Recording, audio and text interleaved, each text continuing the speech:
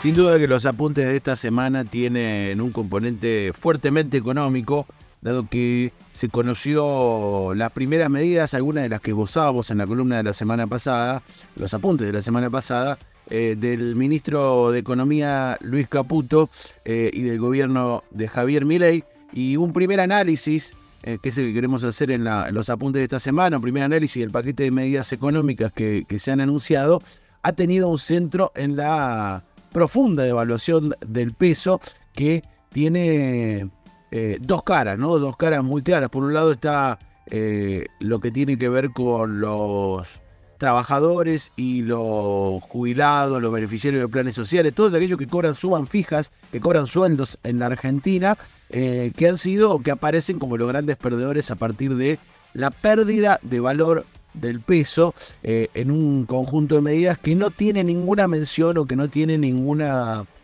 puntualización sobre la discusión paritaria, sobre los aumentos. Por el contrario, plantea el congelamiento de gran parte de los salarios públicos, el congelamiento y la vuelta atrás de la obra pública, una serie de medidas que para la gran mayoría de la Argentina con ingresos fijos van a ser un gran golpe y son los grandes perdedores. Pero como decíamos, esto tiene dos caras, este anuncio de esta feroz devaluación tiene dos caras, y del otro están los ganadores, porque hay ganadores en estos anuncios, y tiene que ver con aquellos sectores minoritarios y concentrados de la economía argentina que basan sus ganancias en exportar.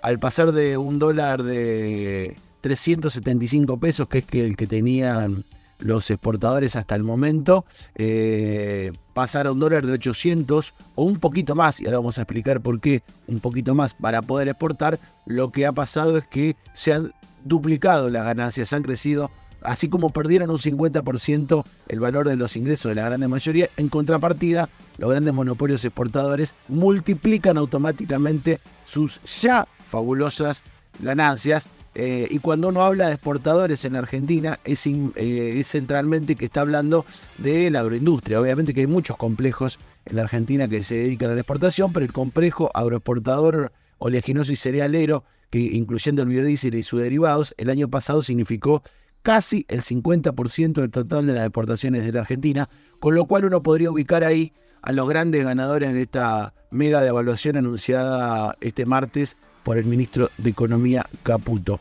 De este complejo que estamos hablando, como siempre contamos, estamos hablando del complejo que tiene que ver principalmente con la harina de soja, con el maíz y con el aceite de soja, que fueron los tres principales productos que se exportaron el año pasado. Es un sector que está concentrado aquí en nuestra zona, en el sur santafesino, que está dominado por un puñado de empresas de capitales extranjeros y que domina el comercio exterior de la Argentina, asociado ¿a quién? A los grandes dueños de la tierra, a los propietarios de la tierra y a los grandes productores de la Argentina. A partir de estas medidas anunciadas, decíamos, este sector va a recibir casi 200 pesos más por cada dólar que exporta, y esto tiene que ver con que la reglamentación nueva de la posibilidad de exportar y del nuevo dólar, el 80% de lo que exportan se va a exportar al nuevo dólar oficial, a la cotización oficial de 800 pesos, y el 20% lo van a poder hacer a través del dólar contado con liquidación, que está costando un promedio de 1.100 pesos, lo que implicaría que no es que van a vender 800, sino que van a terminar vendiendo a 846, 860 más o menos, contra los 678 que recibían hasta el lunes por la fórmula que había implementado el gobierno de Alberto Fernández. Un aumento de casi el 25% en las ganancias de las agroexportadoras. Durante todo el año nosotros vinimos contando en estos apuntes, uno pudo leer y pudo escuchar a los voceros de este sector, que uno lo puede escuchar nucleados en la Bolsa de Comercio de Rosario, en la Bolsa de Cereales de Buenos Aires, en el Consejo Agroindustrial Argentino. Reclamaban una recomposición del dólar, un dólar más competitivo, y se lamentaban porque, la producción había caído por efecto de la sequía y había caído a partir de eso la agroexportación. El dato es correcto si uno analiza, por ejemplo, los 11 meses que pasaron en 2023 comparado con los mismos meses del periodo del 2022. Este sector perdió ventas al exterior perdió ventas. Tuvo mucho menos producción y mucho menos ventas, por lo tanto, al exterior por 18.200 millones de dólares. Cayó casi el 50% la venta del sector.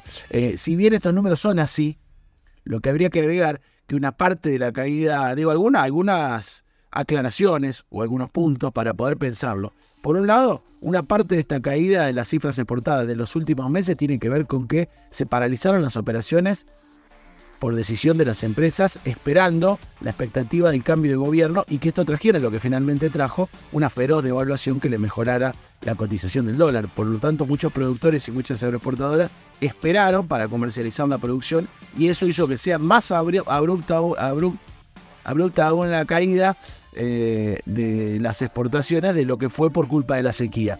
Por otro lado, tuvo esta situación excepcional en la década, y hay que decir excepcional en la década, porque es casi el único año en el que se ha reducido la agroexportación y las ventas del sector oleaginoso y cerealero al exterior. Y esto, si uno lo pone en promedio, la verdad que no modifica en absoluto el lugar de privilegio que ocupa este sector en la economía argentina.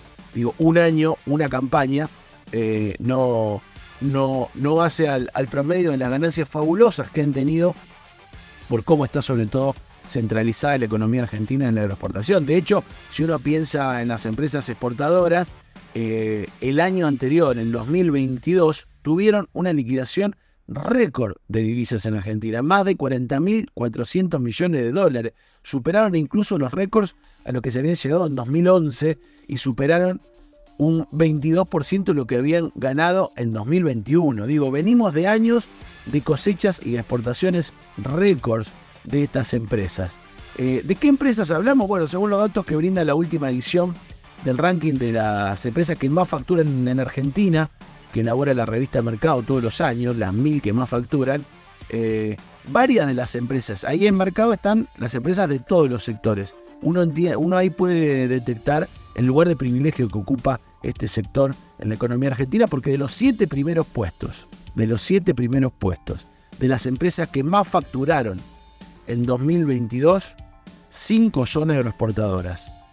Primero está, por supuesto, la empresa de origen suizo-inglesa Viterra, que es la famosa empresa Glencore de origen, como decíamos, suizo-inglés, que tiene grandes negocios en la minería también, que aquí en Argentina es la socia de Vicentín, en la empresa Renova, está en el tercer lugar, Viterra, después solamente de YPF y el Banco Nación. O sea, es la primera empresa privada en facturación en Argentina, es una empresa agroexportadora.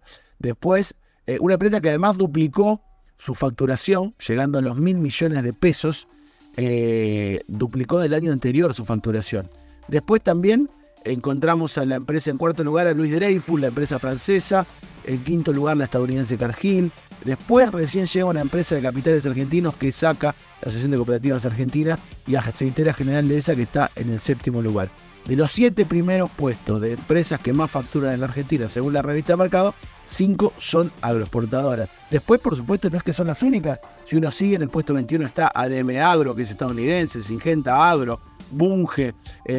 Lo que no aparece acá, y vale aclararlo porque si no se entiende, es la empresa COFCO, la empresa estatal china COFCO, que al no cotizar en bolsa no tiene obligación de poner los balances y nunca aparece en el ranking de la revista Mercado. Pero decían, bueno, son las empresas que han más facturado, que más han ganado, incluso en el ranking de la revista Mercado. No de las que más facturan, sino de las que más ganan. También está Viterra, que pasó de perder en 2021 500 millones de dólares, 500 millones de pesos, pasó a ganar 13.000. Tuvo un crecimiento del 230% en 2022. O sea que son las empresas que más, como decíamos, que más han ganado, y empresas además que ahora van a tomar aún más poder, como el caso de Viterra, porque al fusionarse con la estadounidense Bunge, fusionarse mundialmente, pasaron a ser la empresa que domina casi el 27% de toda la agroexportación en la Argentina. Digo, del sector más poderoso de Argentina, esta fusión Bunge y Viterra pasa a ser el sector más poderoso. Pero esta sequía incluso del 2023 que tanto uno ha escuchado hablar y lamentarse en los sectores sobre la pérdida, las dificultades que atravesaban y toda esta cuestión, incluso eso también fue resuelto en parte por la asistencia del Estado. Estamos hablando de los fondos de cada uno de nosotros y de nosotras, que terminamos compartiendo esta pérdida de la sequía. Porque acá lo que aparece es que en los momentos de ganancia esa plata queda concentrada en grupos muy chicos y en los momentos de pérdidas se socializa. Gracias a las 3 ediciones del programa de incremento exportador, el dólar soja, ¿se acuerdan ustedes? Que también lo hemos hablado acá, que consiguieron básicamente amenazando al gobierno con no liquidar los dólares. ¿Se acuerdan? Los tiriaflojes, no ponemos los dólares, no exportamos, no liquidamos. El gobierno necesitado de dólares termina haciendo este beneficio, este programa de incremento exportador.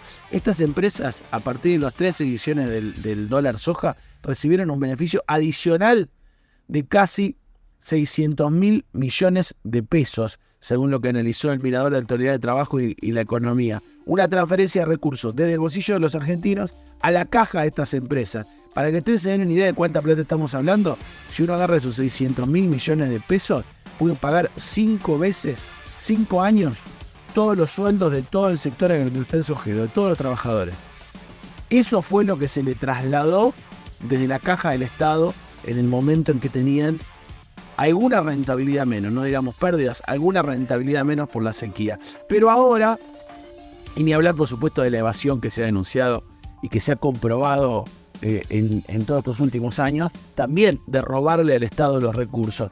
Pero no solo pusimos ahí, sino que ahora, como decíamos al comienzo, el caputazo, que decimos caputazo porque hay que pensarlo como el Rodrigazo de aquel momento, los anuncios del ministro de Economía, van a permitir que estas empresas vuelvan a embolsar fabulosas ganancias impulsadas por la devaluación y la perspectiva además del año récord. No solo una devaluación que los beneficia desde el Estado, sino que también esperan un año récord de cosecha. Si bien es cierto que en el sector agrario algunas voces empiezan a sorprenderse porque Milei no solo no cumplió con la palabra de eliminar las retenciones, sino que además le aumentó las retenciones a la carne, el maíz, el trigo, y además va a sumar algunas que había eliminado Sergio Massa, como las retenciones a las economías regionales.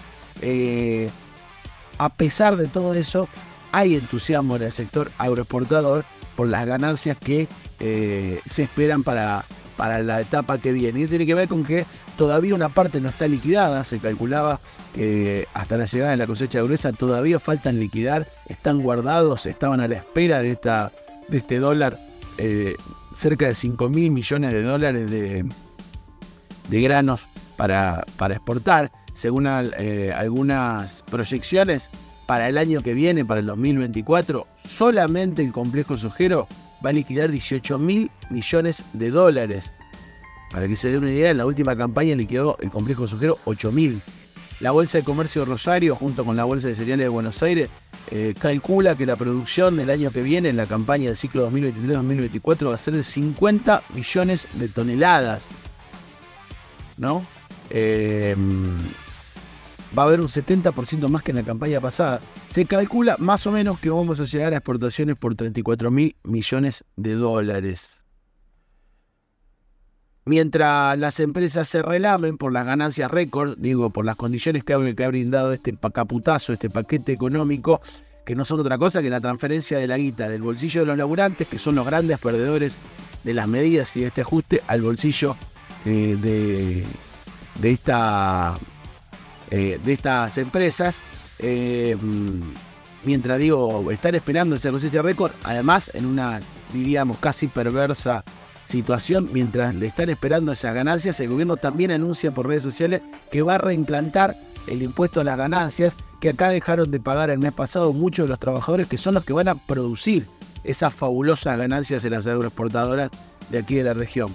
Ganan los que venían ganando, efectivamente, que nunca dejaron de ganar, con el gobierno anterior tampoco, pero se cae centralmente esa idea de que el ajuste que va a caer sobre los sectores de ingresos fijos y los sectores menos favorecidos de la sociedad se hace porque no hay plata, porque en realidad cuando uno analiza estos números lo que ve es que hay plata montones, pero como siempre también se le van a quedar unos pocos, un sector, mientras los sacrificios los vamos a hacer las grandes mayorías. Finalmente parece que aquello de la gente de bien, de la que hablaban en campaña, no eran ni más ni menos que los bancos, las petroleras, las energéticas y por supuesto las empresas agroexportadoras.